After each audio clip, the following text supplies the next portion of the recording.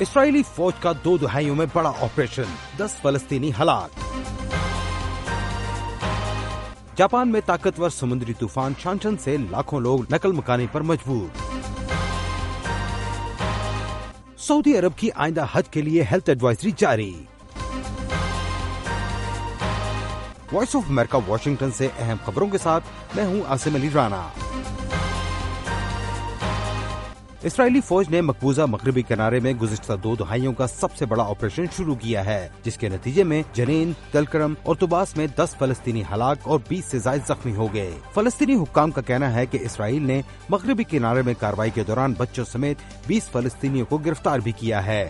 اسرائیلی فوج کے ایک ترجمان لیفٹیننٹ کرنل شوشانی نے کہا کہ بڑی تعداد میں فوجیں جنین میں داخل ہوئی ہیں، جو ایک طویل عرصے سے عسکریت پسندوں کا گڑھ ہے۔ اس کے علاوہ وہ تلکرم اور الفارا پناہ گزین کیمپ میں بھی داخل ہوئی ہیں۔ 1948 کی مشرق وسطی کی جنگ سے تعلق رکھنے والے یہ کیمپ بھی شمالی مغربی کنارے میں ہیں۔ کرنل شوشانی کے مطابق یہ کارروائی ایک زیادہ بڑے آپریشن کا پہلا مرحلہ تھی۔ اسرائیل کا کہنا ہے کہ وہ حملوں کو روکنے کے لیے مغربی کنارے کے عسکریت پسندوں کی بیک کانی کر رہا ہے، جبکہ فلسطینیوں کو خدشہ ہے کہ اسرائیل جنگ کو وسیع کرنے اور انہیں ان علاقوں سے بے دخل کرنے کا ارادہ رکھتا ہے جہاں وہ اپنی مستقبل کی ریاست کی تشکیل چاہتے ہیں۔ Voice of America Urdu service کا ٹی وی شو ویو 360 پیر سے جمعہ شام 7:30 بجے۔ چین کے صدر شی جن پنگ اور امریکی قومی سلامتی کے مشیر جیک سلیوان کے درمیان ملاقات ہوئی ہے، جس میں صدر شی کا کہنا ہے کہ چین اور امریکہ کو دنیا بھر میں استحکام کا ذریعہ ہونا چاہیے۔ امریکی قومی سلامتی کے مشیر جیک سلیوان ایک طویل عرصے کے بعد اس وقت چین کے دورے پر ہیں۔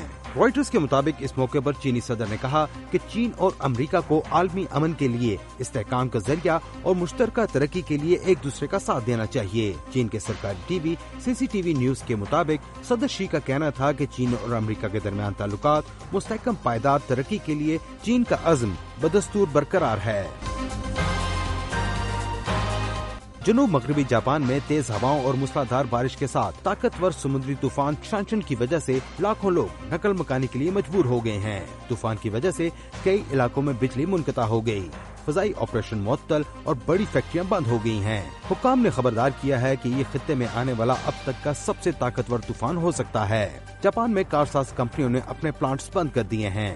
جاپان ایئر لائنز نے 600 سے زائد غیر ملکی پروازیں منسوخ کرنے کا اعلان کر دیا ہے اور کئی علاقوں میں ٹرین سروس بھی معطل ہے۔ طوفان 180 کلومیٹر فی گھنٹہ کی رفتار کے ساتھ ناگاساکی کے اونزین شہر کے قریب ہے۔ موسمیاتی ادارے کا کہنا ہے کہ اگلے چند دنوں تک کیوشو پر اثر دکھانے کے بعد طوفان جاپان کے دارالحکومت ٹوکیو سمیت وسطی اور مشرقی علاقوں تک پہنچنے کی توقع ہے۔ پیرس میں فرانسیسی صدر ایمانوئل میکرون نے برطانیہ کے وزیر اعظم کیئر سٹارمر کے ساتھ ملاقات کی ہے، جس میں بائیں بازو کی نئی برطانوی حکومت یورپ کے ساتھ بریکسٹ کے بعد تعلقات کو دوبارہ شروع کرنے کی کوشش کر رہی ہے۔ کیئر سٹارمر اپنے یورپ کے دوروں کے دوسرے مرحلے میں فرانس پہنچے ہیں۔ اس سے قبل انہوں نے برلن کا دورہ کیا اور چانسلر اولاف شولز کے ساتھ مختلف معاہدوں کے لیے بات چیت کا اعلان کیا۔ برطانیہ کی نئی حکومت یورپی یونین کے ساتھ اپنے تعلقات بہتر کرنے کی کوشش کر رہی ہے اور وزیر اعظم کی یورپی رہنماؤں کے ساتھ ملاقاتیں اسی سلسلہ میں ہیں۔ خالد حمید کے ساتھ تازہ ترین خبریں براہ راست دیکھیے پیر سے جمعہ۔